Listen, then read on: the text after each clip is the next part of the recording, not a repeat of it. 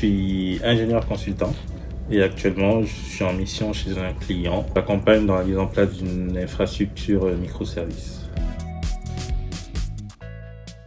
Ça fait exactement 5 ans maintenant. C'était en fait un besoin de nouveau challenge. J'avais commencé à travailler dans une agence web. C'est d'ailleurs là-bas que j'ai mon premier contrat, c'était là, en sortie de mes études. Et c'était sympa, c'était une petite structure où on faisait principalement des solutions basées sur le web, ou des solutions logicielles aussi. J'y suis resté pratiquement 10 ans. En 10 ans, voilà, à un moment donné, j'avais un peu fait le tour. Et j'avais envie du coup de nouveaux challenges, de pouvoir bosser sur, on va dire, des plus grands projets, entre guillemets, être confronté à des plus grands systèmes d'information. Et par rapport à ça, du coup, je me suis lancé, je me suis mis dans le marché.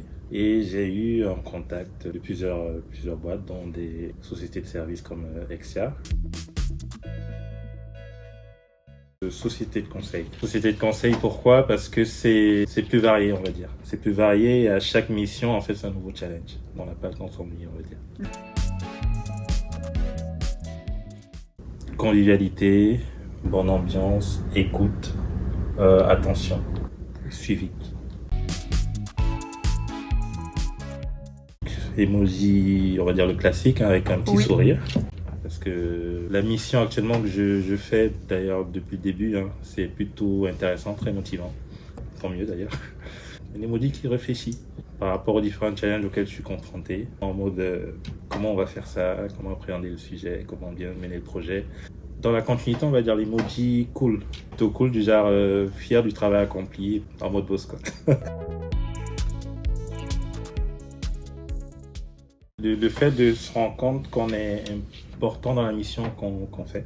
Savoir que les conseils, les orientations qu'on donne aux projets qu'on fait sont bénéfiques pour le client. Et aussi le fait que ce soit concret surtout aussi.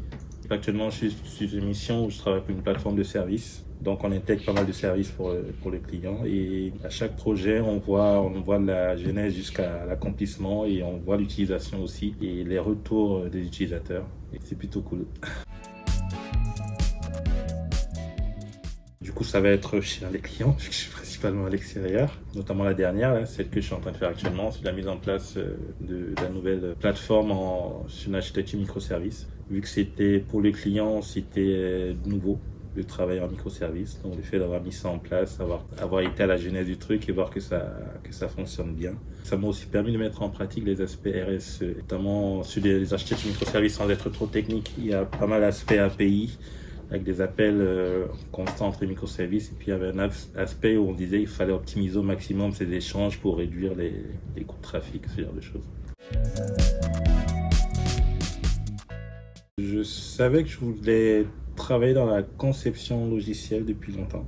Et une de mes motivations à l'époque, c'est vrai, c'était pas encore la mode télétravail et tout ça, enfin je sais pas si c'est une mode, mais le fait de me dire que je pouvais bosser de chez moi avec mon ordi sans forcément avoir besoin d'être en présentiel pour que ce que je fais soit visible et concret, moi ça qui me bottait en fait. Pouvoir dire ok, j'aurai mon ordi, je vais bosser, je vais pouvoir faire des trucs sans forcément devoir tout le temps dans le bureau. Et puis après, au fur et à mesure en découvrant les différents aspects, d'un projet à l'autre, d'une solution à l'autre, ça peut être des cadres complètement différents. Parce que par exemple, depuis que je suis chez Extia, je suis un des clients, c'était dans la finance. Donc c'était des solutions applicatives basées plus sur de la finance, la simulation de crédit, ce genre de choses. Et là, je suis complètement sur autre chose. C'est plus du média, entre guillemets. Donc voilà. Fait de faire le même métier, mais sur des contextes complètement différents, ça c'est plutôt sympa. Déjà, les personnes qui souhaitent rejoindre Extia, c'est simple, venez comme vous êtes. Comme dit le slogan, c'est vrai que comme ça a l'air d'être intriguant, mais avec le vécu que j'ai chez Exia, je peux confirmer que c'est vrai. D'abord, qui ensuite quoi.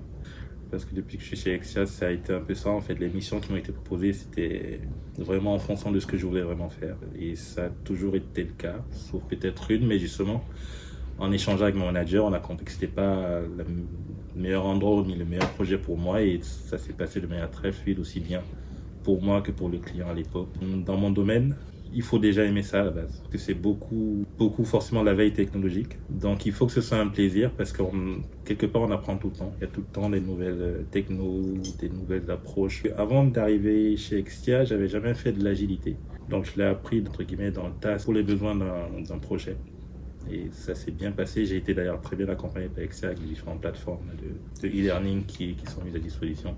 Donc maintenant, j'ai une compétence agile et j'aime bien l'approche gestion de projet en agile. On vient et on apprend des choses. C'est juste une petite coïncidence. C'est en fait que mon parcours chez Exia, à un moment donné, j'ai eu une manager d'ailleurs. En discutant, comme ça par hasard, on s'est rendu compte en fait que c'était la compagne de celui qui m'avait recruté chez Exia. Je suis rentré 4 ans plus tard, mon manager, c'était la compagne de celui qui m'avait recruté. C'est la personne avec qui j'avais passé mon premier entretien.